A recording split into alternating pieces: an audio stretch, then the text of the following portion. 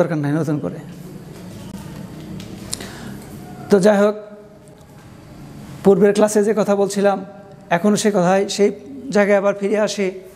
তাহলে সার্বিক সদর্থক যুক্তিবাক্য অর্থাৎ সার্বিক সদর্থক যুক্তিবাক্যের একটি সংক্ষিপ্ত নাম হলো এ যুক্তিবাক্য, অর্থাৎ ইউনিভার্সাল অ্যাফার্মেটিভ। যে যুক্তিবাক্যগুলোকে এ যুক্তিবাক্য বলে অভিহিত করতে পারি, যে যুক্তিবাক্যের বিধেয় পদ দ্বারা উদ্দেশ্য পদের সম্পূর্ণ ব্যক্তার্থকে স্বীকার করা হবে। যেমন উদাহরণ হিসেবে বলা যেতে পারে, এবার সার্বিক সদর্থক যুক্তিবাক্যের উদাহরণ হিসেবে বলা যেতে পারে যে সকল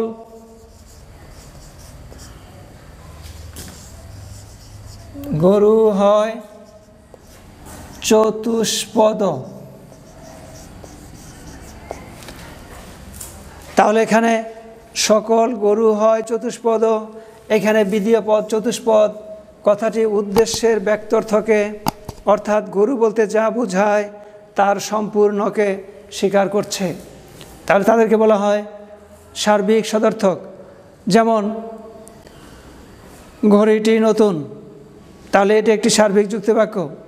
তাহলে ফুল সুন্দর, তাহলে যদি বলি ফুল সুন্দর, তাহলে এখানে দেখা যাবে যে ফুল বলতে আমি যদিও পরিমাণকে চিহ্নিত করিনি বা পরিমাণ প্রকাশ করিনি, কিন্তু তারপরেও এখানে যখনই পরিমাণ আমি উল্লেখ করিনি, কিন্তু এখানে তাৎপর্য অনুসারে বোঝা যায় যে ফুলের ক্ষেত্রে সকল ফুলই সুন্দর।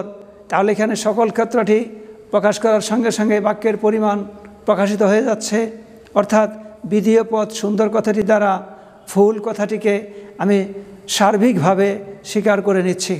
তাহলে যে যুক্তিবাক্যের বিধেয় পদ দ্বারা উদ্দেশ্যের ব্যক্তার্থকে উদ্দেশ্যের বিস্তৃতিকে সম্পূর্ণভাবে স্বীকার করা হবে তাদেরকে বলা হবে সার্বিক সদর্থক বা এ যুক্তিবাক্য। সার্বিক সদর্থক বা এ যুক্তিবাক্য। তাহলে দ্বিতীয়ত আমরা আসি, তাহলে এই বাক্যটাকে বলা হবে এ বাক্য। তাহলে যে যুক্তিবাক্যের সার্বিক নৈরর্থক অর্থাৎ যে যুক্তিবাক্যগুলোর বিধেয় পদ দ্বারা উদ্দেশ্য পদের ব্যক্তার্থকে সম্পূর্ণভাবে অস্বীকার করা হবে সেই যুক্তিবাক্যগুলোকে বলা হবে সার্বিক নৈরর্থক। অর্থাৎ বিধেয় পদ দ্বারা উদ্দেশ্য পদের ব্যক্তার্থকে সম্পূর্ণভাবে যদি অস্বীকার করা যায় তাহলে সেই যুক্তিবাক্যগুলোকে বলা হবে সার্বিক নৈরর্থক যুক্তিবাক্য। তাহলে সার্বিক নৈরর্থক যুক্তিবাক্য যেমন ই যুক্তিবাক্য, এটাকে বলা হয় ই যুক্তিবাক্য। যেমন কোনো মানুষ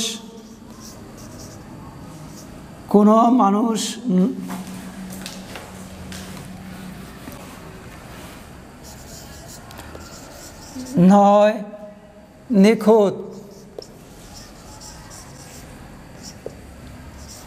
কোনো মানুষ নয় নিখুঁত। এখানে বিধেয় পদ নিখুঁত কথাটি দ্বারা আমি মানুষ কথাটিকে মানুষের সাথে মানুষকে এইভাবে অস্বীকার করতেছি। কীভাবে? যে একেবারে সম্পূর্ণভাবে, অর্থাৎ মানুষের একজনও ভুলের ঊর্ধ্বে নয়। অর্থাৎ যখন সকল সব সমস্ত প্রত্যেক প্রতিটি এই সব দিয়ে হাবোধক চিহ্ন হবে তখন তা হবে সার্বিক সদর্থক। কিন্তু যদি সম্পূর্ণকে না বোঝানো হয়, সম্পূর্ণ সব কিছুকে না বলতে যদি সার্বিকভাবে যদি না করা হয় বা যদি বিধেয় পদ দ্বারা উদ্দেশ্যের ব্যক্তার্থকে সম্পূর্ণভাবে অস্বীকার করা যায় তাহলে সেই যুক্তিবাক্যকে বলা হবে সার্বিক নৈরর্থক। সেই যুক্তিবাক্যকে বলা হবে সার্বিক নৈরর্থক। যেমন এখানে আমি কোনো মানুষ নয় নিখুঁত, এই বিধেয় পদ দ্বারা নিখুঁত মানুষ উদ্দেশ্যকে আমি এমনভাবে অস্বীকার করেছি যে মানুষের একটি মানুষও ভুলের ঊর্ধ্বে নয়। তাহলে এই সার্বিক নৈরর্থক বাক্যগুলো গঠিত হবে কোনো নয়, কেউ নয়, একজনও নয়, কখনো নয়, কোনোভাবেই নয়, এইসব পরিভাষা দিয়ে যে বাক্যগুলো গঠিত হবে সেই বাক্যগুলোকে সার্বিক নৈরর্থক অর্থাৎ ই যুক্তিবাক্য বলে অভিহিত করা হবে। তাহলে যে তৃতীয় শ্রেণী হলো যে বিশেষ সদর্থক যুক্তিবাক্য বা আই যুক্তিবাক্য। তাহলে আই যুক্তিবাক্যের উদাহরণ হিসেবে বলা যেতে পারে যে যুক্তিবাক্যের বিধেয় পদ দ্বারা উদ্দেশ্যের ব্যক্তার্থকে আংশিক স্বীকার করা হবে সেই যুক্তিবাক্যগুলোকে বলা হবে বিশেষ সদর্থক যুক্তিবাক্য। তাহলে বিশেষ সদর্থক বলতে এখানে উদ্দেশ্যের ব্যক্তার্থকে সম্পূর্ণভাবে স্বীকার করা যাবে না, সম্পূর্ণভাবে স্বীকার করা হবে না, অংশ বিশেষকে স্বীকার করা যাবে বা অংশ বিশেষকে স্বীকার করতে হবে। যেমন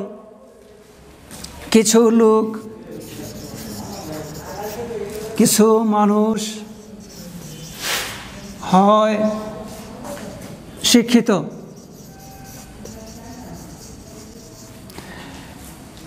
এখানে বিধেয় পদ শিক্ষিত দ্বারা মানুষ সম্পর্কে একটি কথা স্বীকার করা হয়েছে বটে, কিন্তু মানুষকে কিভাবে স্বীকার করা হয়েছে? মানুষের বিস্তৃতিকে, মানুষের ব্যক্তার্থকে, মানুষের ব্যাপকতাকে স্বীকার করা হয়েছে আংশিকভাবে। কেননা এখানে সকল মানুষ সম্পর্কে শিক্ষা কথাটি, শিক্ষিত কথাটি, এই গুণটি প্রযোজ্য নয়। তাহলে যে যুক্তিবাক্যের বিধেয় পদ দ্বারা উদ্দেশ্যের ব্যক্তার্থকে সম্পূর্ণভাবে স্বীকার না করে অংশ বিশেষকে স্বীকার করা হবে, তখন তাকে বলা হবে বিশেষ সদর্থক বা আই যুক্তিবাক্য। বিশেষ সদর্থক বা আই যুক্তিবাক্য। তাহলে পরবর্তীতে 4 নম্বরে বিশেষ নৈনর্থক যুক্তিবাক্য বা উ যুক্তিবাক্য। যে যুক্তিবাক্য যেমন উদাহরণ হিসেবে বলা যেতে পারে যে কিছু মানুষ নয়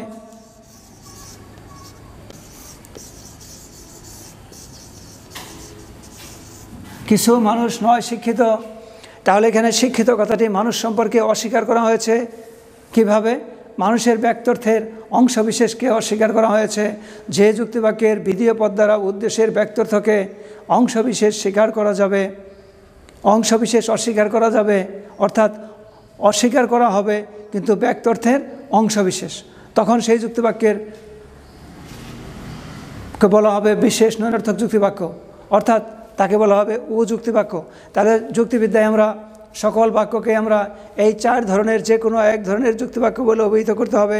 কোনো বাক্যকে যদি যুক্তিবাক্য হতে হয় তাকে অবশ্যই বিবৃতিমূলক হতে হবে এবং সেই বিবৃতিমূলক বাক্যকে আবার যৌক্তিক আকারে গঠিত হতে হবে। তাহলেই কেবল সেই বাক্যকে যুক্তিবাক্য বলে অভিহিত করা যাবে এবং সেই বাক্যগুলোই কেবল যুক্তিতে ব্যবহার করা যাবে। অন্য কোনো বাক্যকে যুক্তিতে ব্যবহার করা যাবে না এবং সেই বাক্যগুলো যুক্তিবাক্য বলে অভিহিত হবে না। তার সবাইকে ধন্যবাদ।